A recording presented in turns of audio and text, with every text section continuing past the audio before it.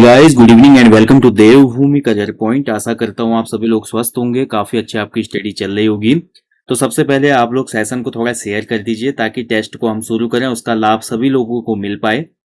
देखिए दोस्तों, आज है हिंदी का टेस्ट पार्ट 103। काफी महत्वपूर्ण सामान्य हिंदी के एमसीक्यू जिसमें रखे गए हैं। लेकिन आगे बढ़ने से पहले मैं आप सभी लोगों को बोलना चाहूंगा, जिन भी लोगों का अभी एग्जाम है, उत्तराखंड पुलिस कांस्टेबल, पटवारी, लेखपाल या अन्य कोई भी ग्रुप सी का एग्जाम है जहां पर सामान्य हिंदी के 20 प्रश्न पूछे जाते हैं, तो इन एग्जाम्स के लिए देखिए हिंदी एक ऐसा विषय है जिसको आपने समझना पड़ता है। हिंदी कोई रटने वाला विषय नहीं है। आप जीएस को और उत्तराखंड को किताबों से समझ सकते हैं, लेकिन हिंदी के लिए आपको एक प्रॉपर गाइडेंस चाहिए। खासकर इंग्लिश मीडियम के जो बच्चे हैं उनको हिंदी समझना होगा। देखिए, हमारे जो एग्जाम हुए कनिष्ठ सहायक, वीडियो या फॉरेस्ट गार्ड का एग्जाम पिछले साल का, उससे पहले जो इंग्लिश मीडियम के बच्चे थे जिनको हिंदी बिल्कुल नहीं आती थी, उन लोगों ने भी हमारा जब हिंदी का कोर्स लिया, हमारे एप्लीकेशन स्टोर से ऑनलाइन जो हिंदी का कोर्स है, उसके बाद उन्होंने हिंदी में 15 से ऊपर स्कोर किया है। इसलिए मैं आपको बोल रहा हूँ कि ये हिंदी का कोर्स बहुत महत्वपूर्ण है। ठीक है, तो जो भी लोग इसको अफोर्ड कर सकते हैं तो वो जरूर इस हिंदी के कोर्स को अवेल करें।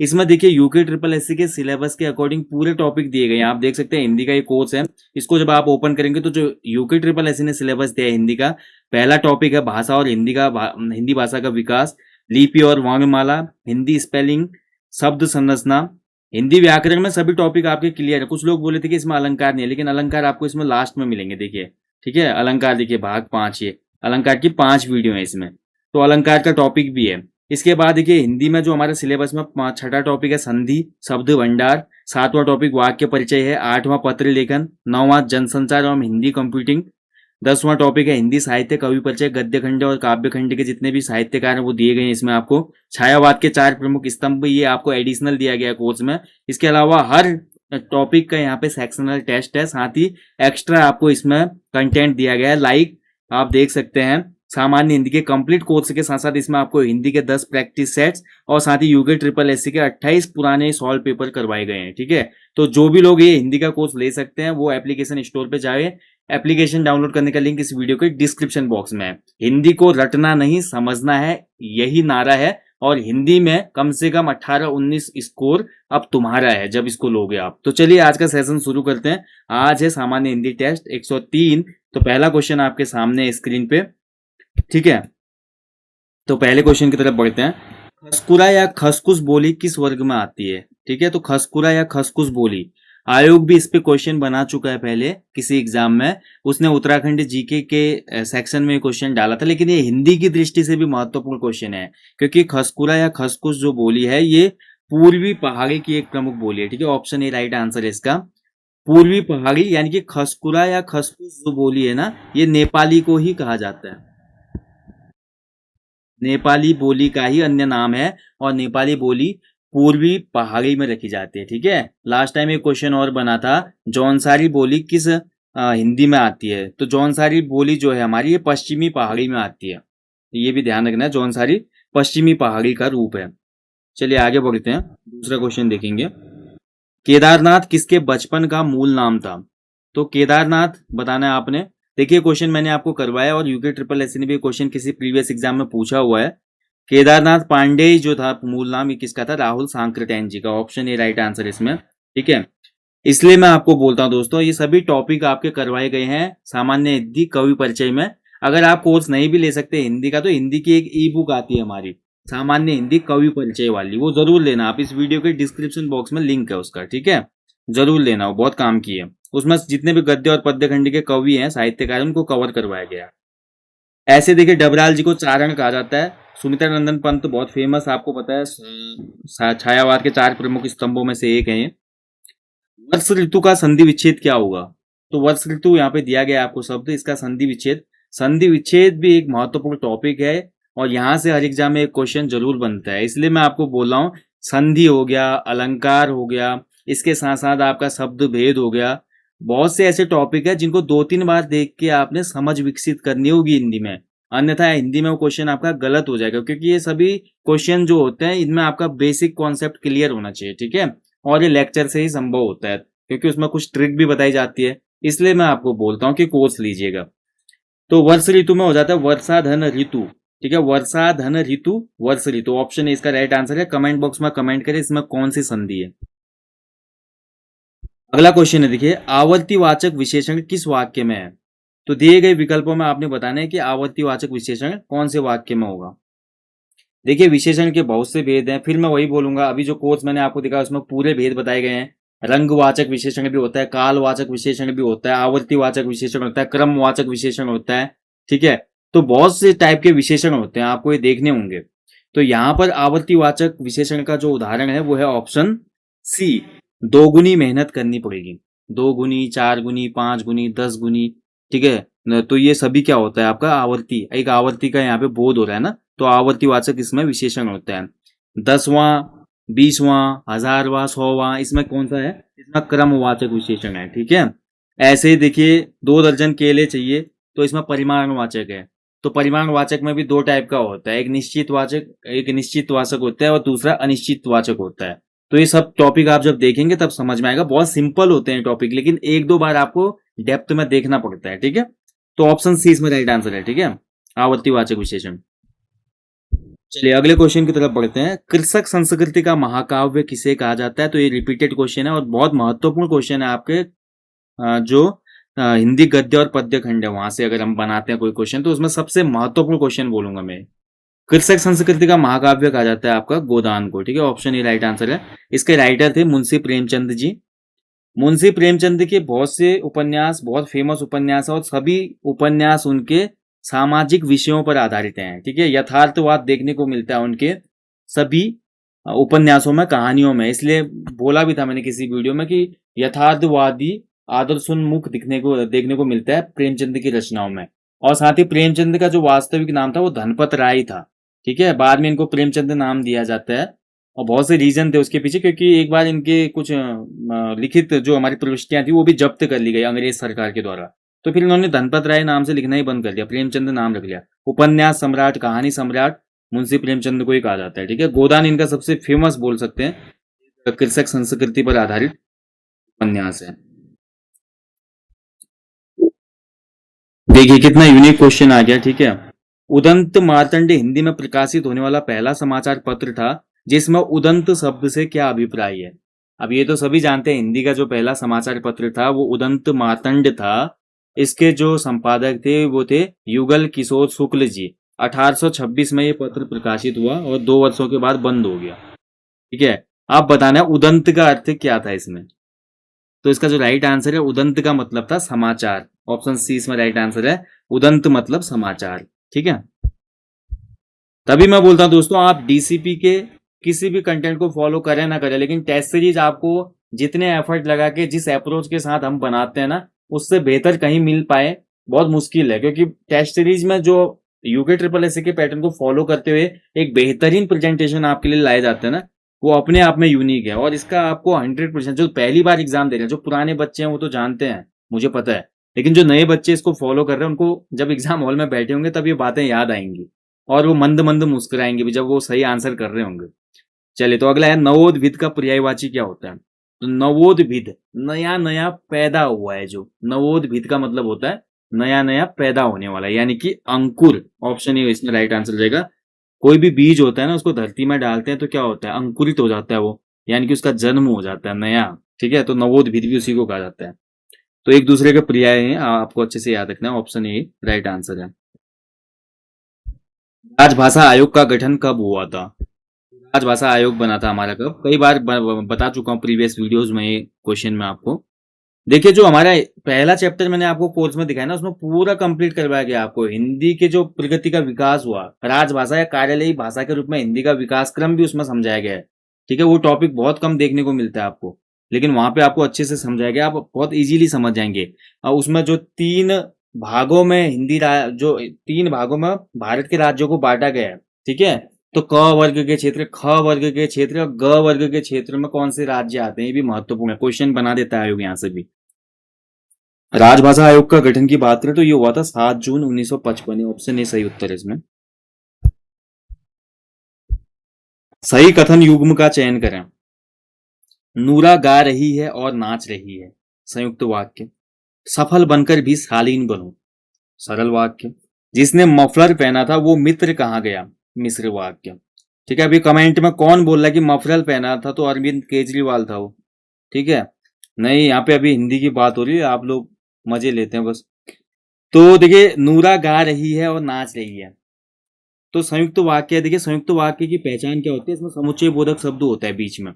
सफल बनकर भी शालीन बनो, एक ही वाक्य है, सरल वाक्य, बिल्कुल सही है, सही है। जिसने मफलर पहना था वो मित्र कहाँ गया। ठीक है, तो जिसने मफलर पहना था, जो सो बीच में आया कनेक्ट, या हम सिंपली ये बोल सकते हैं मिश्र वाक्य में क्या होता है कि दो उपवाक्य होते हैं। जिसने मफलर पहना था पहला बन गया, वो मित्र कहाँ गया दो बन गए, तो मिश्र वाक्य बिल्कुल सही है, यानी कि ऑप्शन डी हो जाएगा इसका उपयुक्त सभी। तो ये सभी कथन सही है। ठीक है, कोई दिक्कत नहीं है इसमें। ठीक है, जो का पार्ट, मैं केजरीवाल जी का नाम लिया मैंने, वैसे बहुत अच्छा देखा जाए काम कर रहे हैं दिल्ली में, सीएम है। क्षेत्रीय स्तर पे तो अच्छा काम है ना। अब राष्ट्रीय स्तर पे हम देख सकते हैं कि जो पार्टी अच्छा काम कर रही है, लेकिन क्षेत्रीय स्तर पे हमने देखना चाहिए अपने हित को, अपने राज्य के हित को। दिल्ली वाले भाई अच्छा कर रहे हैं, दिल्ली में अच्छा काम कर रहे हैं वो लोग। अलगाव का भाव किस कारक चिन्ह में आता है। तो कौन सा कारक चिन्ह है जिसमें अलगाव यानी कि अलग होने का भाव होता है। तो बहुत सिंपल है, अपादान कारक। जैसे कि पेड़ से पत्ता गिरता है, यानी कि पेड़ से अलग हो रहा है। गंगा हिमालय से निकलती है, तो हिमालय से निकल रही है गंगा, लेकिन गंगा हिमालय से अलग हो रही है ना, समुद्र में गिर जा रही है फिर वो बे ऑफ बंगाल में, है ना। तो अलगाव का जो भाव होता है, इसके साथ साथ कंपैरिजन का भाव जब करते हैं हम, जैसे कि मैं बोलूं राम मोहन से लंबा है, तो राम जो है मोहन से लंबा है, मैं क्या कर रहा हूँ, कंपैरिजन। तो तुलना जहां पे होते है, तुलनात्मक दृष्टिकोण में भी हमेशा कारक चिन्ह कौन सा होता है, अपादान कारक। ठीक है, ये चीज ध्यान रखें हमेशा। मैं जैसे एक और चीज बोल दूं कि सोहन मोहन से मोटा है, तो यहाँ पे भी कंपैरिजन होगा। ठीक है, तो इन चीजों में भी हमेशा ध्यान रखना है, आपने अपादान कारक ही होता है। अनुपस्थित में कौन सा उपसर्ग होता है। तो अनुपस्थित इंपॉर्टेंट है, कई बार एग्जाम में बनता है, क्योंकि थोड़ा कंफ्यूजिंग है। कई बार बच्चे इसको गलत करके आते हैं, क्योंकि है ही ऐसा वर्ड है। तो अनुपस्थित देखिए, उपसर्ग ऐसे शब्दांश होते हैं जो शब्द के प्रारंभ में लगते हैं और अर्थ बदलते हैं। तो अनुपस्थित को अगर हम तोड़ते हैं, ये हो जाता है अन धन उपस्थित।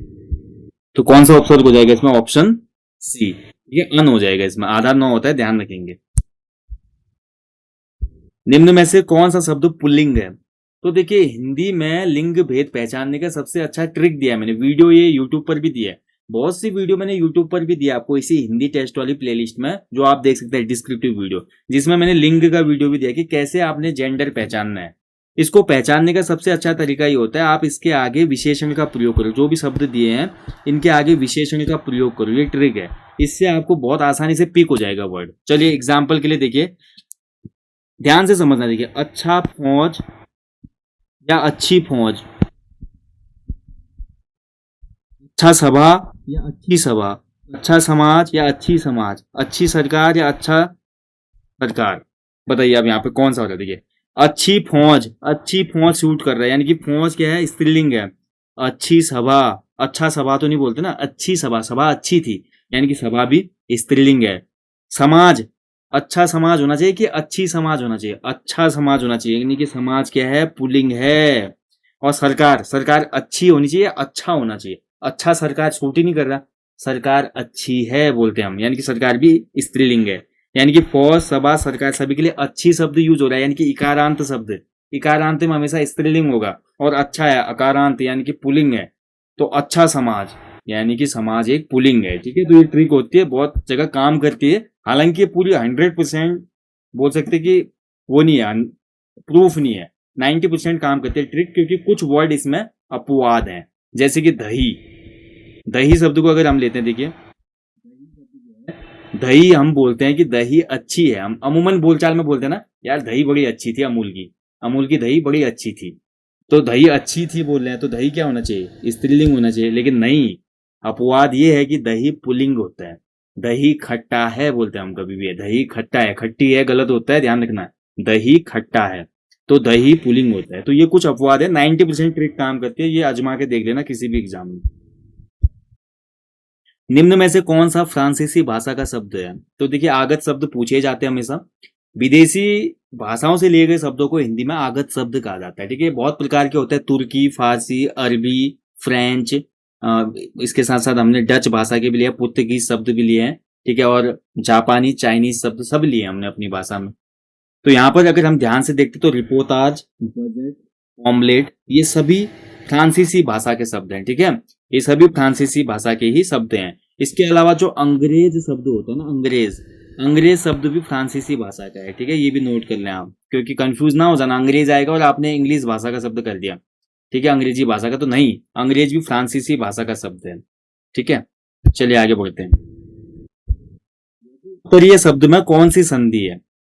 तो लघु उत्तरीय, ध्यान से देखेंगे, संधि विच्छेद करना आना चाहिए इसके लिए। अब जब संधि का टॉपिक समझेंगे तभी तो कर पाएंगे ना, इसको तोड़ेंगे जब हम तो ये हो जाता है, देखिए, लघु और उत्तरीय, लघु और उत्तरीय, ठीक है। तो लघु और उत्तरीय यहाँ पे अगर ध्यान से देख रहे हैं तो हमारा क्या हो रहा है, ऊ में ही बन रहा है, ठीक है। तो इसमें हमारी हो जाएगी कौन सी संधि, दीर्घ संधि, ठीक है, ऑप्शन डी इसमें राइट आंसर हो जाएगा, इसमें हो जाएगी दीर्घ संधि, ठीक है। तो अ धन आ बराबर आ होना, या आ धन आ बराबर आ होना, इसके अलावा छोटा ऊ और बड़ा ऊ मिलके बड़ा ऊ बनना, या बड़ा ऊ से बड़ा ऊ जुड़ के बड़ा ऊ बनना, ये सभी दीर्घ संधि की विशेषताएं हैं, ठीक है, तो ये चीज आपने ध्यान रखना है। चलिए आगे बढ़ते हैं। पार्सल किस भाषा का शब्द है? अच्छा क्वेश्चन है, देखिए, फिर आगत शब्द आ गया, ये थोड़ा नया वर्ड है, देखिए, कुछ नए वर्ड आपके लिए लाई जाते हैं, वैसे तो बहुत से टेस्टों में आप देखते हैं सेम वर्ड रहते हैं, लेकिन यहाँ पे कुछ नया मिलेगा आपको, मैं हमेशा बोलता हूँ। देवभूमि करियर पॉइंट की कोशिश हमेशा ये रही है कि आपको कुछ नया दिया जाए और जो एग्जाम के पॉइंट ऑफ व्यू से ज्यादा महत्वपूर्ण है वो दिया जाए। जैसी अप्रोच यूके ट्रिपल एस की वैसी अप्रोच लाई जाए उत्तराखंड जीके टेस्ट में, सामान्य हिंदी में और जीएस के टेस्ट में। तो पार्सल हम देखते हैं, ये हमारा अंग्रेजी भाषा का शब्द है, ठीक है, ऑप्शन डी राइट आंसर है, अंग्रेजी भाषा का, इंग्लिश भाषा का। परिश्रम करने वाला छात्र पास हो जाएगा, इस वाक्य में कौन सा पदबंध है? पदबंध, मैंने आपको बताया था, जब भी कोई शब्द किसी वाक्य में यूज होता है तो वो पद बन जाता है, और किसी भी विशेष पद से पूरा वाक्य जो जुड़ा होता है वही पदबंध होता है, यानी कि पूरा वाक्य जिस शब्द से बधा हुआ है उसी को कहते हैं पदबंध। अगर यहाँ पर हम ध्यान से देखते हैं, परिश्रम करने वाला छात्र पास हो जाएगा, तो ध्यान से इसको देखेंगे वाक्य को, तो कौन पास हो जाएगा? छात्र पास हो जाएगा। पूरा वाक्य छात्र पर ही बेस्ड है, छात्र ही इस पूरे कथन का आधार है, यानी कि छात्र शब्द को हमने अंडरलाइन कर लेना है। अब बताइए छात्र में क्या है? छात्र संज्ञा है, सर्वनाम है, क्रिया है या विशेषण है? तो छात्र जो है संज्ञा है, तो राइट आंसर हो जाएगा इसमें संज्ञा पदबंध है, ठीक है, ऑप्शन डी बिल्कुल सही उत्तर है। नेक्स्ट देखिए, वह सर्वनाम के किस भेद के अंतर्गत आता है?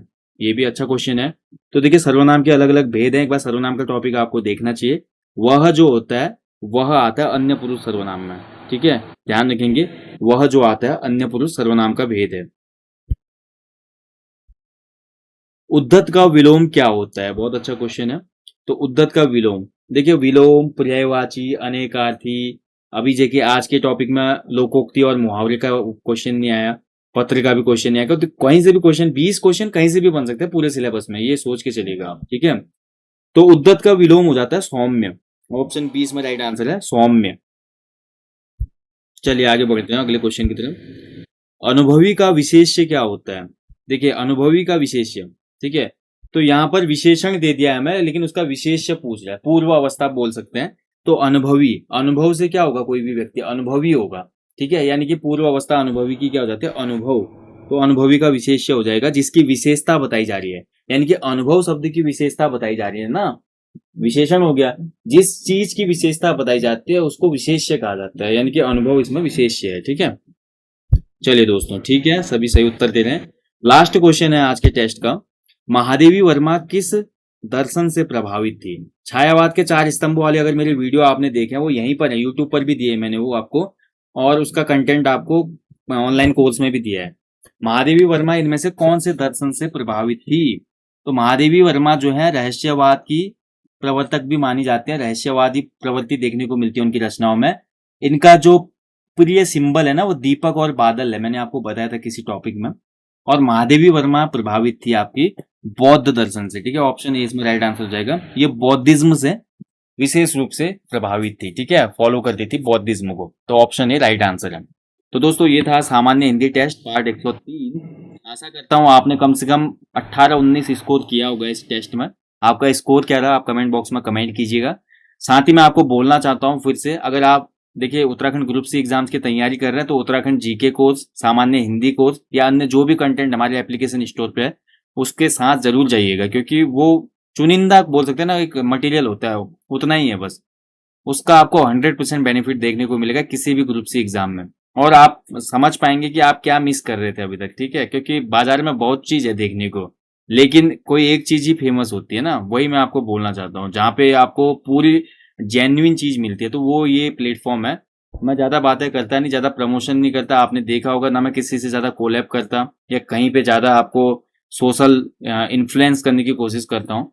बट मैं जो जेन्युइन चीज होती है, जो भी रियलिटी है, उसी की बात हमेशा करता हूँ, और मैं कभी भी आपको मिसलीड नहीं करूंगा, ये मेरा वादा है। ये चैनल मैंने इसलिए शुरू किया था कि उत्तराखंड के हर गांव तक, हर कोने तक मैं शिक्षा की लहर को पहुंचा पाऊं, और इस कदम में मेरा आज बहुत से चैनल साथ दे रहे हैं। उत्तराखंड के जो बड़े बड़े चैनल अभी उभर के आए हैं और वो युवा बड़े जोश से रोज वीडियोस देते हैं, बड़ा अच्छा लगता है कि हमारी ये मुहिम जो शुरू हुई थी, सभी लोगों ने इसको आगे बढ़ाने में अपना महत्वपूर्ण योगदान दिया। तो मैं सभी का आभारी हूँ जितने भी यूट्यूब चैनल उत्तराखंड में है। ठीक है, बाकी दोस्तों जाने से पहले हमेशा की तरह बोलना चाहूंगा, अपने जीवन में कम से कम एक पेड़ लगाएं और लोगों को भी इसके लिए अवेयर करें, मोटिवेटेड करें, और साथ ही अपने से बड़ों का, गुरुजनों का, माता पिता का हमेशा सम्मान करें, अपने से छोटों को जीवन में आगे बढ़ने की सलाह दें, उनको गाइड करें, उनको बताएं कि आप अच्छी मतलब कठोर परिश्रम से और एक अच्छे अप्रोच से किसी भी सफलता को पा सकते हैं, कुछ भी असंभव नहीं है। ठीक है, बाकी आपका कोई भी डाउट क्वेरी होगा तो आप कमेंट बॉक्स में कमेंट करना, या अगर आप देखिए कई लोगों को क्या होता है कि कोर्स रिलेटेड भी मेरे से क्वेरी करना चाहते हैं, वो कर नहीं पाते हैं। तो आप लोगों को मैं बता चुका हूँ कई बार कि जो हमारा जो नंबर है, आप उस नंबर पे मैसेज कर सकते हैं सिंपली। ठीक है, तो हमारा व्हाट्सअप नंबर है 9760040434। तो इस पे आप व्हाट्सअप मैसेज कर दीजिएगा, आपको रिप्लाई मिल जाएगा। और खासकर कोशिश कीजिएगा कि आप वॉइस मैसेज करें, क्योंकि वॉइस मैसेज जल्दी दिखते हैं और रीड करने में आसानी होती है। ठीक है, और हेलो हाई ना भेजें, हेलो हाई बहुत करते हैं आप लोग, यहाँ पे सेशन में भी करते हैं, तो आप सभी लोगों को हमारा आपस में कम्युनिकेशन रहता है, तो आप सीधे अपना पॉइंट रखें, या कोई भी चीज होता है आप पूछ सकते हैं। ठीक है, बाकी आपको मिलूंगा मैं जल्दी नेक्स्ट सेशन में, तब तक आप लोग अच्छे से अपनी स्टडी करें। आज देखिए 2 नोटिफिकेशन आए थे, मैंने वीडियो भी दिया था, फॉरेस्टर का फिजिकल का रिजल्ट और फॉरेस्ट गार्ड का जो वेटिंग रिजल्ट था महिलाओं का, जो प्रेगनेंसी के कारण जिनका फिजिकल नहीं हुआ था, वो आयोग ने रिजल्ट आउट कर दिया, तो सभी को ऑल द बेस्ट है। साथ ही यूके ट्रिपल एस जुलाई माह के अंत में, अगस्त के प्रारंभ में कुछ ना कुछ नई वैकेंसीज के विज्ञप्ति निकालेगा, तो आप लोग कंटिन्यू तैयारी में रहें। साथ ही जल्दी ही प्रैक्टिस सेट लॉन्च हो जाएंगे, ये आपके लिए गुड न्यूज है। आने वाले 1-2 हफ्ते के अंदर आपके प्रैक्टिस सेट लॉन्च हो जाएंगे। इस बार कोशिश है कि पूरे फुल लेंथ 100 प्रैक्टिस सेट आपको दिए जाएं, और बिल्कुल ताबड़तोड़ मेहनत से प्रैक्टिस सेट प्रिपेयर हो रहे हैं। ठीक है, तो चलिए सभी को ऑल द बेस्ट है। ऐसे ही जीवन में आगे बढ़ते रहे, हमेशा यहाँ पे आए, एक दूसरे का साथ निभाएं, और जीवन में आगे बढ़ने की प्रेरणा एक दूसरे से हमेशा लेनी है। तो हमेशा अपने अंदर से कॉन्फिडेंट रहें, सेल्फ एनर्जेटिक रहें और मोटिवेटेड रहें, यही सफलता का सबसे बड़ा बोल सकते हैं कि ब्रह्मास्त्र है। मिलेंगे आपको कल के सेशन में, तब तक आप लोग अच्छे से अपनी स्टडी करें, अपना ध्यान रखें दोस्तों। जय हिंद, जय देवभूमि, शुभ रात्रि।